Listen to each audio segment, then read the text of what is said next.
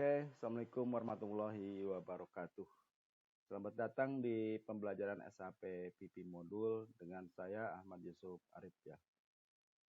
Kali ini kita akan mendiskusikan tentang konfigurasi yang ada di SAP PP Modul, yaitu pada konfigurasi MRP ya, Material Requirement Planning ya. Agendanya kita akan membahas MRP mulai dari number range, plan order, kemudian floats, scheduling margin key, planning horizon, dan error handling ya. Tapi untuk Anda yang ingin mempelajari SAP lebih dalam ya, Anda bisa lihat di situs saya di sapindonesia.net ya. Di sini juga saya membahas silabus SAP PP modul secara secara menu per menu ya. Nanti Anda bisa cek di sini di atas nih ada menu-menu ya. Saya udah grouping artikel-artikel yang ada di recent post ini, saya udah grouping sesuai dengan silabus yang ada di SAP PP modul ya. Kalau Anda ingin mempelajarinya dari awal, misalnya master data, di sini ada master data, Anda tik master data.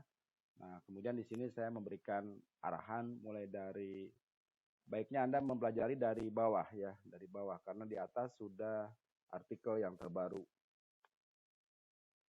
Sampai ke misalnya Anda terakhir mempelajari tentang work center ya, nanti Anda tik di sini misalnya sudah mempelajari work center.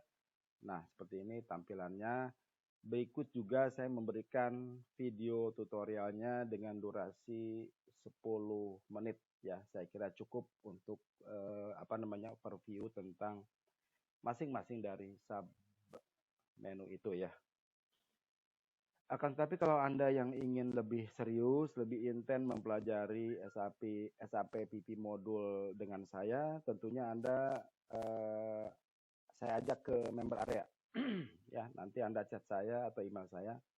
Di sini saya memberikan juga sama silabusnya seperti ini, cuman durasinya agak panjang ya, sekitar 1 jam ya, rata-rata pembahasannya 1 jam. Ya, dari titik-titik ini, dari sub-sub menu ini kita akan bahas 1 jam durasinya karena memang banyak yang akan saya presentasikan.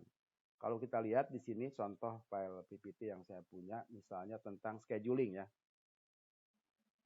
Nah, ini pembahasan saya tentang scheduling, saya kupas ya, agendanya ada 5 ya. Jadi tentang scheduling overview, basic data, lead time, scheduling type, forward, backward, current, dan operation segment in scheduling. Nanti kalau Anda lihat di sini, ini ada pembahasannya ya, penjelasannya, gambarnya, ini semua saya paparkan di member area tentunya ya, dengan penjelasannya ya. Kemudian kalau Anda lihat lagi misalnya tentang confirmation, ini juga pembahasannya harus panjang ya. Ini kan materinya ya, saya tampilkan semua di sini. Berikut penjelasan ya, penjelasannya tentang ini, penjelasannya gambar ini, semua sampai habis, dan tentu saja penjelasan beserta skenario ya, skenario yang ada di SAP seperti apa gitu. Itu saja mungkin yang ada di member area, nanti Anda kalau untuk lebih jelasnya bisa hubungi saya ya. Oke, kita akan lanjut ke material ke konfigurasi ya, ke konfigurasi dari selanjutnya. Sebelumnya juga saya sudah membahas, sebelum saya lupa, di sini tentang konfigurasi ya. Kalau Anda lihat cek di sini, ya ini kelebihan daripada pembelajaran sapindonesia.net ini ya, saya berikan konfigurasi secara ya boleh dibilang cukup untuk sebagai pendahuluan Anda mempelajari konsep konfigurasi itu seperti apa sih di SAP, khususnya SAP PP ya. Kemarin saya sudah membahas konfigurasi yang di master data ya, baik itu pada BOM. Mungkin di sini lebih jelasnya, di sini saya ada rekapannya. Konfigurasi BOM, work center, dan routing. Nah, ini nanti ada, cari aja. Di sini ada video-videonya. Ini udah mulai lengkap ini durasinya setengah jam kalau nggak salah ya, setengah jam semua ini. Jadi saya simpulkan apa sih yang dimaksud dengan konfigurasi yang di BOM itu seperti apa, di mana, dan ini penerapannya di SAP seperti apa gitu ya. Begitu pula untuk work center dan routing. Hanya satu yang saya pesankan untuk Anda yang ingin memang serius ya. Jadi gini, untuk mempelajari konsep konfigurasi ya, konfigurasi itu Anda wajib paham tentang konsep proses bisnis yang ada. Jadi kalau misalnya kita mau mempelajari konfigurasi BOM, nah berarti Anda harus tahu gimana sih cara menjalankan BOM. Ya, BOM di produksi itu seperti apa. Nah itu dia, makanya saya mengajak ke member area, di situ saya bahas tentang BOM seperti apa dengan durasi 1 jam. Sehingga waktu config Anda akan mudah memahaminya, akan lebih cepat ya. Bahkan pengalaman teman-teman di project ya, untuk yang config itu mereka bisa lakukan dalam waktu ya paling 1 hari dengan tes ya. Setengah hari atau 1 hari lah dengan SIP atau UAT, mereka sudah bisa langsung menjalankan skenario-skenario yang ada di SAP. Jadi konfigurasi akan lebih cepat gitu. Sesungguhnya konfigurasi itu mudah ya, mudah manakala Anda memahami konsep bisnis gitu ya. Oke, kita masuk ke MRP ya. MRP yang saya kupas di sini adalah yang pertama adalah number range plan order. Jadi di plan order itu ada number range ya, ada nomor plan order. Nah, ini di konfigurasinya Anda bisa lihat di ya, nanti kalau SPRO-nya mana? Nah, ini SPRO-nya ya. Nanti kalau Anda masuk ke SPRO di production, kemudian masuk ke menu besarnya nih, material requirement planning ya di sini. Kemudian setelah itu ada carry out overall maintenance of plan parameter ya. Ketika Anda klik nanti banyak keluar menu tampilan seperti ini ya. Ini kurang besar ya. Saya besarkan dulu bentar. Nah, ini dia tampilannya, nanti ada number range, back order, reporting, MRP controller, special procurement float, dan seterusnya ya. Kita akan coba nanti membahas tidak semuanya, yang biasa dipakai aja. Nanti kalau Anda memang diperlukan untuk lebih dalam lagi ya, ini tentunya Anda harus masuk ya, melihat-lihat kemungkinan-kemungkinannya. Saya coba yang plan order ya, sesuai dengan tadi materi. Saya mau melihatkan number range yang plan order. Ini adanya di ini, maintenance environment yang number range. Ini Anda pilih yang atas ini, maka tampilannya adalah seperti ini ya.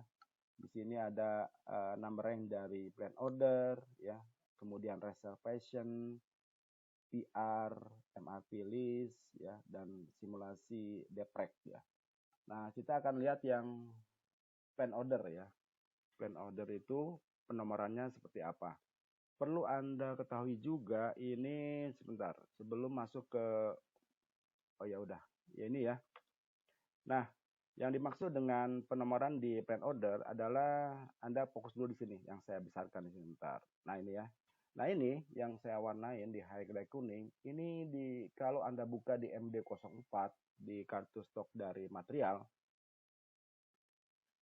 Anda lihat ada yang MRP tipenya itu yang ya PLD ORD ya, yang PLD ORD. Ini artinya adalah plan order.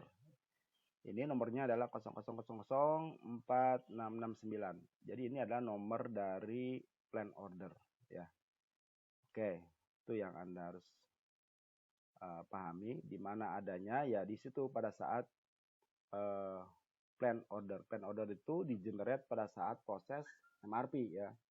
Pada saat di MRP ya, dari peer-peer itu mungkin saya besarkan lagi. Jadi waktu di awal misalnya bikin peer itu plan independent requirement, itu adanya nanti ketika di kartu stok adalah INDREC ya, INDREC ya.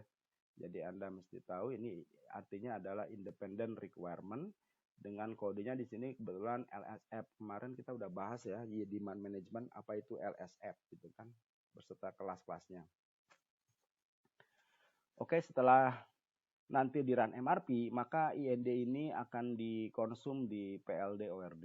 Nah, itulah PLD ORD itu dia akan mengenerate number ya. Nomornya dari mana? Ya kalau Anda lihat konfigannya, ya konfigannya pertama dari sini, ini yang dari carry out overall maintenance offline parameter, kemudian tampilannya seperti ini ya.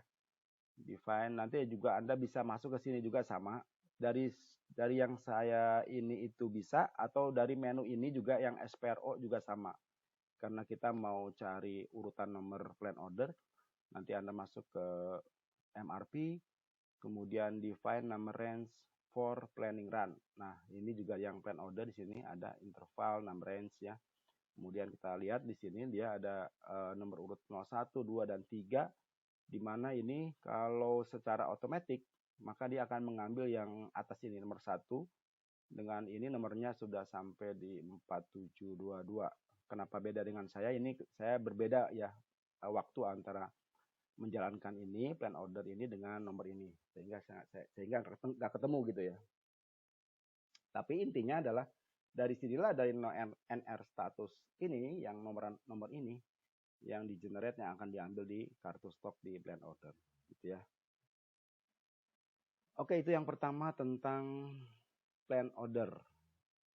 Kemudian yang kedua adalah tentang float ya. Apa yang dimaksud dengan float? Bentar. Apa yang dimaksud dengan float? Nah, ini dia. Float juga nanti Anda lihat di sini pula. Di sini kan ada float yang ini ya. Ini ada float ya. Ada float, oke. Nanti Anda masuk ke situ, kemudian nah ini tampilannya seperti ini ya. Yang manggil float, kemudian ketika klik dia akan muncul plan dan muncul nomor-nomor ini maksudnya adalah hari ya. Ini 10 hari, 2 hari, 1 hari, 5 hari gitu. Dan ini adalah maksudnya adalah pengaturan waktu scheduling margin yang dimana adanya nanti Anda masuk ke MRP 2 apa 3 saya lupa. Di sini nah ini tampilannya seperti ini dia. Di scheduling margin key ya, di scheduling margin key nanti ada Anda pilih yang ini, kebetulan tidak ada pengaturan scheduling margin key jadi dia memilih yang 000 ya. Tapi kalau Anda ingin ada pengaturan ya, pengaturan scheduling key. Nah, kalau Anda bertanya di mana yang dimaksud scheduling key, berarti Anda harus mempelajari juga konsep scheduling key ya di sini. Coba di sini ada nggak ya? Scheduling type, scheduling margin key. Nah, ini dia scheduling margin key ya. Apa yang dimaksud scheduling margin key? Nah, ini dah.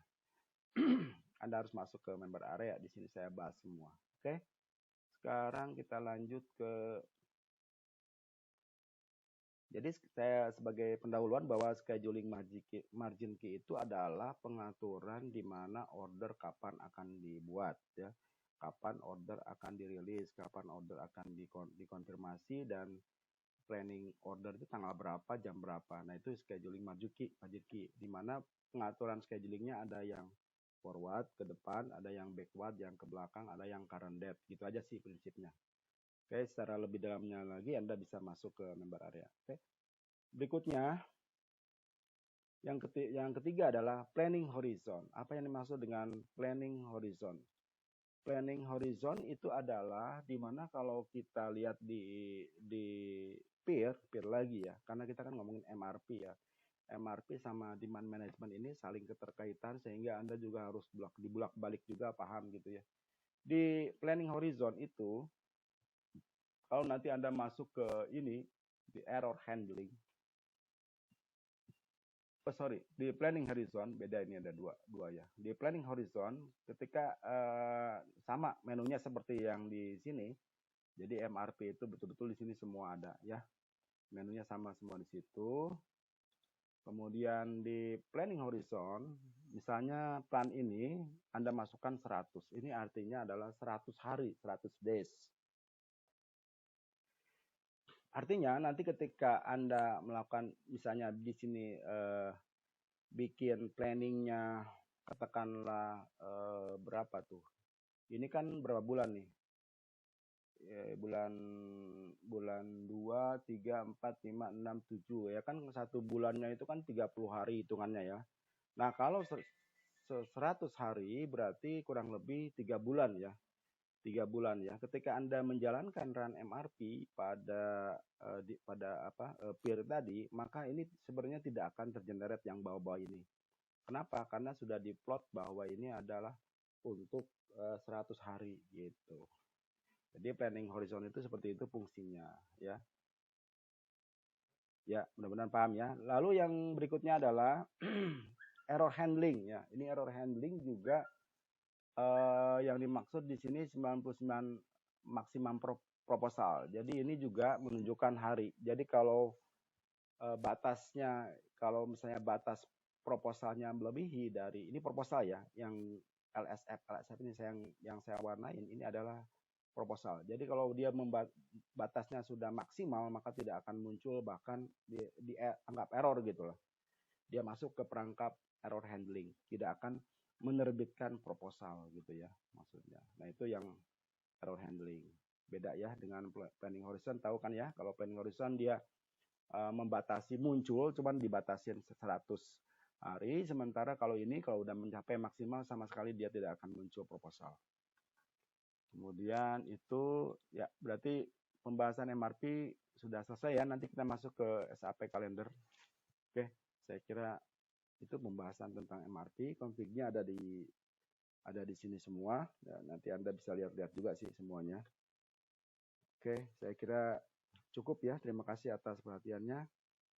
Kita bertemu lagi di video tutorial berikutnya. Assalamualaikum warahmatullahi wabarakatuh.